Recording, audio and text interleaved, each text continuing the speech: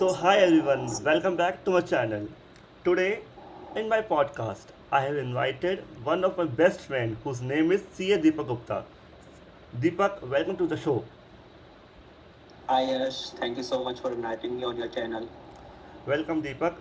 So, Deepak, let's start with the podcast first question. दीपक, सबसे पहले अपनी जर्नी के बारे में बताएं। स्कूल से लेकर सत्यवती कॉलेज के तक का सफ़र आपका कैसा रहा?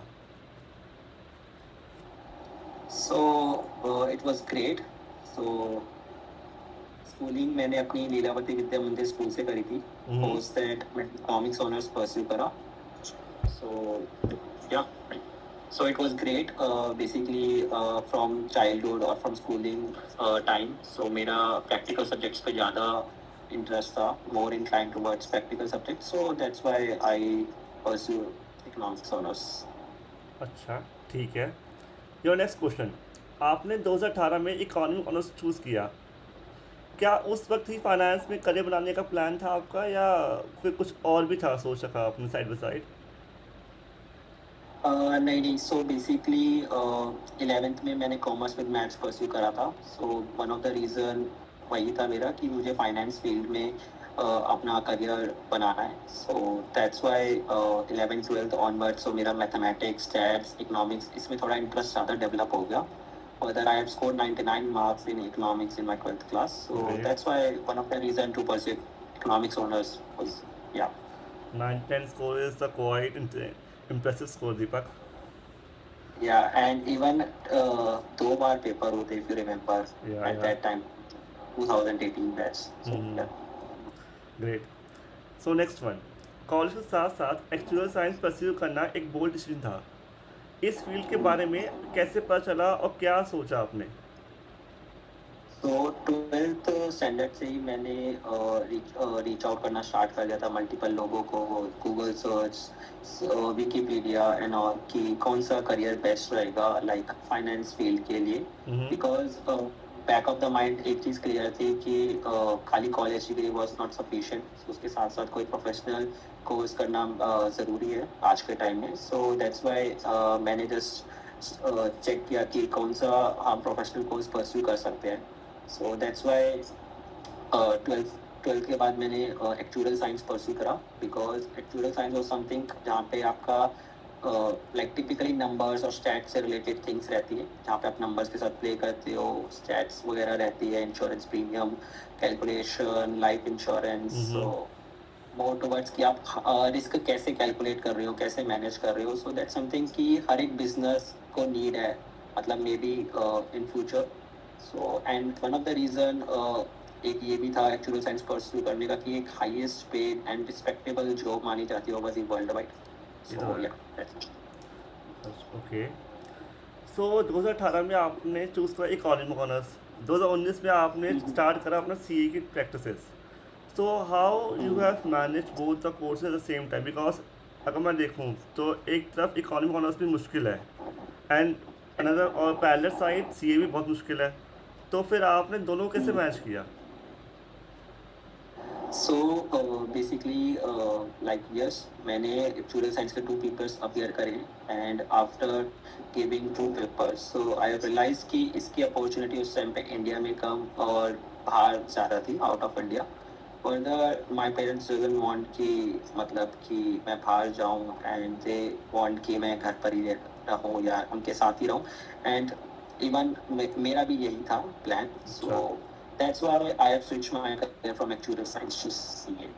Because second option वही था कि अगर actuarial science in case अगर नहीं हो पाती तो मैं CA ऑप्ट करूँ.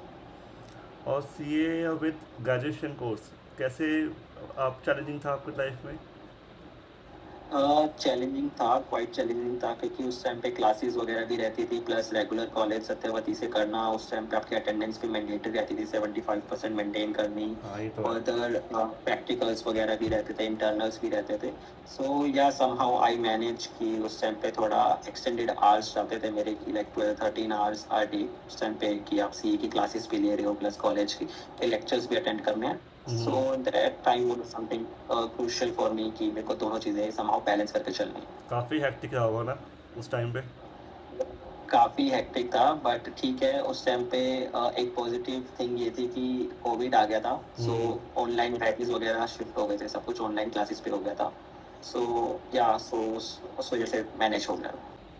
दीपक, आपने सीए के सारे लेवल्स फर्स्ट अटेम्प्ट पे क्लियर किए। इस सक्सेस के पीछे कोई स्ट्रैटेजी या आपका कोई फॉलो रूटीन जो आप यूज टू करते थे? So basically from day one onwards consistency मैं मेंटेन रखता था कि जो भी मैं लेक्चर्स वगैरह देख रहा हूँ टीचर्स वगैरह के, तो साइमल्टेनियसली उसको रिवाइज करना, क्वेश्चंस जो मेरे को होमवर्क मिलते थे या प्रैक्टिस करने के लिए मिलते थे वो टाइम टू टाइम उनको करना। फर्दर मैंने शेड्यूलर बना रखा था अपना डे से कि मेरे को पर्टिकुलर इस डेट तक अपने सारे लेक्चर्स अपनी कोचिंग्स कंप्लीट करनी है, एंड पोस्ट दैट मैंने अपने सफिशिएंट टाइम बैलेंस करके रख रखा था रिवीजन के लिए और मॉक टेस्ट पेपर के लिए।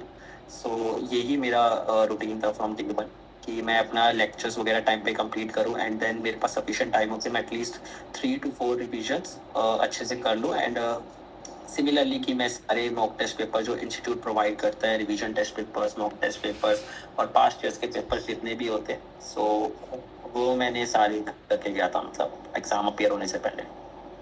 ठीक है, बहुत हेक्टिक रहा होगा ना शेड्यूल? सो हेक्टिक तो to be very honest yes, मतलब on a daily basis like 13 hours sitting मतलब मेरी रहती ही थी यूजुअली कि एटलीस्ट 7 to 8 आवर्स लेक्चर्स देखना, एंड देन उसको रिवाइज करना, क्वेश्चन सॉल्व करने। फर्दर एग्जाम टाइम पे मतलब जब आपके पास 3 मंथ्स होते हैं एग्जाम अपियर होने से पहले, उस टाइम पे जो रिवीजन का टाइम रहता है उसमें आई गेस मतलब एटलीस्ट 13-14 आवर्स सिंगल डे में मतलब इतना रहते थे। 13-14 आवर्स? प्रिपरेशन के दौरान काफ़ी ऐसा लगा होगा कि यार बहुत डिफिकल्ट हो रहा है सब कुछ। अगर हाँ, तो उस फेस को तुमने कैसे कैसे टैकल किया? सो यश मैं आपको इंसिडेंट बताता हूँ अपने फाइनल एग्ज़ाम का ही। मैं अपने जब सीए फाइनल एग्ज़ाम की प्रिपरेशन कर रहा था, तो उस टाइम पे समथिंग ऐसा था कि ऐसा लग रहा था कि सब कुछ छूट रहा है, सब कुछ भूल रहा हूँ, कुछ याद नहीं आ रहा, कि रहने देता हूँ। बट उस टाइम पे ये था कि पेरेंट्स का काफ़ी सपोर्ट रहा मेरे को। तो पेरेंट्स ने मेरे को मतलब यही समझाया कि बेटा जितना हो पाए तुमसे उतना करो, अच्छे से करो। कोई नहीं है कि एक अटेम्प्ट में नहीं बन पाए तो सेकेंड थर्ड अटेम्प्ट में बन जाओगे। तो ऐसा कोई ज़रूरी नहीं है, हर कोई एक अटेम्प्ट में नहीं बनता है इसलिए। तो एक वो था कि पेरेंट्स का सपोर्ट था, प्लस गाइडेंस थी सीनियर्स की और टीचर, सो उसके अकॉर्डिंग वो टैकल हो गया, एंड मैंने सिंगल गो में मतलब दोनों ग्रुप्स निकाल दिए थे final. Parents support and family support are the must in this cases ना? Yes yes, definitely. दीपक, काफ़ी जनरल क्वेश्चन है, ठीक है? आज के टाइम मतलब आज भी ऐसा होता है, काफ़ी बच्चे मल्टीपल अटेम्प्ट देते हैं सी के, और लक बाय चांस या मतलब कि होता है कि उनका पेपर किसी का निकल जाता है और किसी का नहीं निकल पाता, ठीक है? तो अब वो काफ़ी जिनका नहीं हो पाता तो वो काफ़ी डीमोटिवेट हो जाते हैं एट दैट पॉइंट कि यार सेकेंड टाइम या थर्ड टाइम यार नहीं निकल पा रहा, ठीक है? खूब पढ़े भी है, स्टिल उनका ये है कि यार कैसे करें, अब क्या चीज़ रह गई है, कौन सा क्वेश्चन टफ आ गया उनकी लाइफ में। तो ये फेज़, तो वो मतलब कि तो आपकी तरफ से क्या टिप्स होनी चाहिए उनके लिए कि मतलब वो किस तरह से अपनी कहते हैं smart work and smart study वो कैसे कर सकते हैं? तो बेसिकली फर्स्ट स्टेप यही है कि इंस्टीट्यूट का स्टडी मटेरियल ज़रूर फॉलो करें पेपर में अपीयर होने से पहले, क्योंकि स्टडी मटेरियल से काफ़ी क्वेश्चंस आते हैं। फर्दर अगर स्टडी मटेरियल आप रीड करोगे तो आपके कंसेप्ट्स क्लैरिटी अच्छी हो जाएगी, सो दैट वो हेल्पफुल रहती है एग्ज़ाम अपीयर होने के टाइम पे। सेकेंडली पास्ट ईयर के पेपर्स ज़रूर एटलीस्ट रिटन प्रैक्टिस ज़रूर करके जाए। जितने भी हमारे पास्ट ईयर्स के पेपर होते हैं, रिवीजन टेस्ट पेपर्स होते हैं, मॉक टेस्ट पेपर होते हैं, जो इंस्टीट्यूट टाइम टू टाइम निकालते रहती है हर एक अटेम्प्ट के लिए, so I guess last 3 years के तो ज़रूर करके जाने चाहिए, और written practice is must. And third tip मेरी यही रहेगी कि आप अगर कभी भी नोटिस करोगे तो ऑडिट समथिंग चैलेंजिंग सब्जेक्ट रहता है हर एक सीए स्टूडेंट के लिए।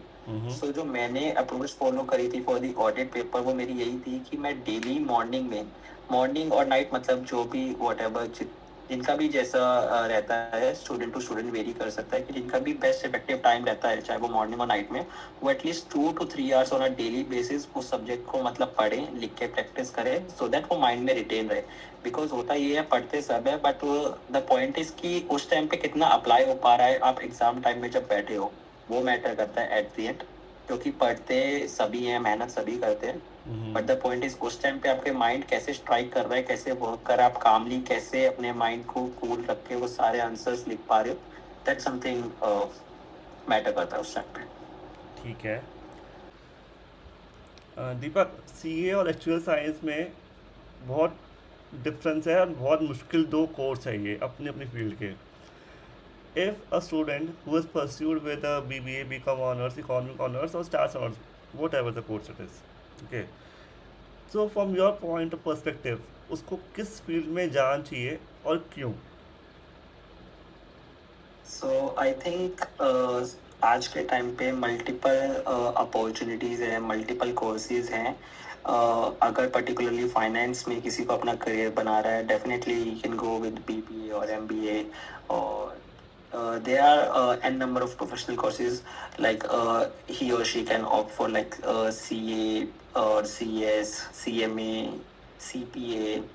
Further, these relating to risk management courses, and so also there is a CFA course if a particular student has interest in financial market or capital market, he or she should go with CFA course. So like basically Yash interest के ऊपर है कि उस particular student का किस में interest है, वो किस फील्ड में जाना चाहता है, क्या करना चाहता है. So definitely, apart from pursuing any regular college degree course, so he or she must go for some professional courses. So एक extra edge मिलता है apart from your just regular degree courses. ठीक है। 2024 में आपका सीए फाइनल कंप्लीट हुआ था, सो काफ़ी इमोशनल मोमेंट रहा होगा फैमिली के लिए और आपके लिए। तो उस मोमेंट को आपने कैसे सेलिब्रेट किया? So मुझे आज भी याद है कि अराउंड 9:55 हो रहे थे, एंड उस टाइम पे सब ब्रेकफास्ट के लिए बैठे हुए थे डाइनिंग टेबल पे, and I was just very much you know कि इमोशनल वाला फेज चल रहा था कि क्या रिजल्ट आएगा, पास होऊंगा, फेल होऊंगा. सो नो डाउट उस टाइम पे heart beat was running like at a very fast या pace. As a very fast pace, correct. So जैसे ही मैंने अपना रोल नंबर एंड आईडीज वगैरह एंटर करी, so firstly system was buffering that time. Nervousness और बढ़ गई. उसके बाद जब सेकेंड टाइम मैंने दोबारा ट्राई करा एंड आई वाज फाउंड कि सक्सेसफुल लिखा हुआ है, सो दैट टाइम भाई चेरिश मतलब मोमेंट। एक्सप्रेस नहीं कर सकता उस टाइम पे, या कि जितना भी हार्ड वर्क था that was really paid of. So me, my mom and my dad, like we three of us like literally crying. And उस टाइम पे ये था कि मम्मी पापा मतलब सबको कॉल कर रहे हैं कि ये इसकी बेटा सीए बन गया. सो काफ़ी प्राउड मोमेंट था उस टाइम पे कि यार कि जितने भी पेरेंट्स की एक्सपेक्टेशंस थी, प्लस उनका हार्ड वर्क था, प्लस उनका जो बिलीव था मेरे ऊपर कि हाँ कर लेगा उनका बेटा, तो या something. Really impressive and really emotional moment ना। ये तो होता ही है। अब इतना यस. मेहनत करो फिर रिजल्ट ऐसा आ जाए कि मतलब कि 100% सक्सेसफुल रेट, मज़ा आ जाए। Generally yes. मतलब उस टाइम पे ये था कि अगर इन केस 1% अगर रिजल्ट मतलब मेरे फेवर में नहीं आता एंड मैं नहीं हो पाता, तो आई डोंट थिंक कि मैं वो दोबारा उस पेस पे पढ़ाई कर पाता, बिकॉज आई गेव माई 110%. सो दोबारा वो स्टडीज दोबारा उठाना, दोबारा वो सब्जेक्ट्स पढ़ना, इतनी सारी किताबें, so that something quite challenging for like I am like literally मैं इमेजिन कर सकता हूँ जो स्टूडेंट जिनका फर्स्ट अटेम्प्ट में नहीं होता, वो जब सेकंड अटेम्प्ट के लिए अपीयर होते होंगे तो कैसा फील होता होगा, कितना उन्हें हार्ड वर्क लगता है, कितना एक्स्ट्रा एफर्ट्स लगते हैं. सो ये तो है। या इम्प्रेसिव दीपक, इम्प्रेसिव। अगर आज भी आप 18 साल की होते तो क्या एडवाइस देते खुद को? मतलब 18 साल का बच्चा होता ही क्या है आज का, अगर हम देखें, अगर आप कंपेयर करें, आप मैं 18 से कंपेयर कर रहा हूँ, आज हमारी इंडियन क्रिकेट टीम में 15 इयर्स ओल्ड वैभव सूर्यवंशी जो इतने अच्छे बैट्समैन हैं। सो अगर आप उस टाइम पे अगर आप 18 के होते तो आपको क्या एडवाइस देते और कैसे खुद पे और बिलीव लाते कि यार अगर ये नहीं तो और कुछ और नहीं तो कुछ और। Everyone has a plan B as well. Plan एक सक्सेसफुल ना होता तो फिर तो बेसिकली या प्लान बी मेरा सीए की जो जर्नी स्टार्ट हुई वो मेरा बैकअप ऑप्शन ही था, मेरा प्लान बी था। अच्छा। इनिशियली मेरा प्लान एक्चुअल साइंस का ही था। Hmm, so as a backup option मैं सीए लेकर चल रहा था। सो बाकी यार डेस्टिनी जहाँ ले जाए, मतलब जो होता है सब अच्छे के लिए ही होता है। सो मैं ये उसमें तो बिलीव है, रखता हूँ, ये तो है। क्योंकि आपकी कोई लिमिट नहीं है, मतलब कि करने में आप बहुत कुछ कर सकते हो, बट उस पॉइंट ऑफ टाइम पे आपका ब्रेन कैसे वर्क कर रहा है, आप कैसा डिसीजन ले रहे हो, क्या चीज़ ऑप्ट कर रहे हो, वो रियली मैटर करता है। सो या think wisely, advice. Nice, okay okay, that's great. Deepak, this is the last phase और ऑफ आवर पॉडकास्ट, ठीक है। ये है रैपिड फायर राउंड। 5 क्वेश्चन पूछूंगा और आपको फ्रिक्वेंटली आंसर देने हैं, ठीक है। पहला क्वेश्चन, सीए और एक्चुअल साइंस, सीए। बुक्स और online learning, online learning. Morning study और late night study, morning study. Discipline और motivation, discipline. Describe yourself your journey in one word. Kind of roller coaster. Okay, Deepak, so thank you so much for giving your time. Every successful journey begins with a single decision to keep going. Thank you, Deepak, for sharing your incredible story with us and to everyone who is watching this. So, for my perspective, keep moving, keep growing, and thank you so much, Deepak. Thank you so much Yash for having me on your platform. Thank you. Have a nice day.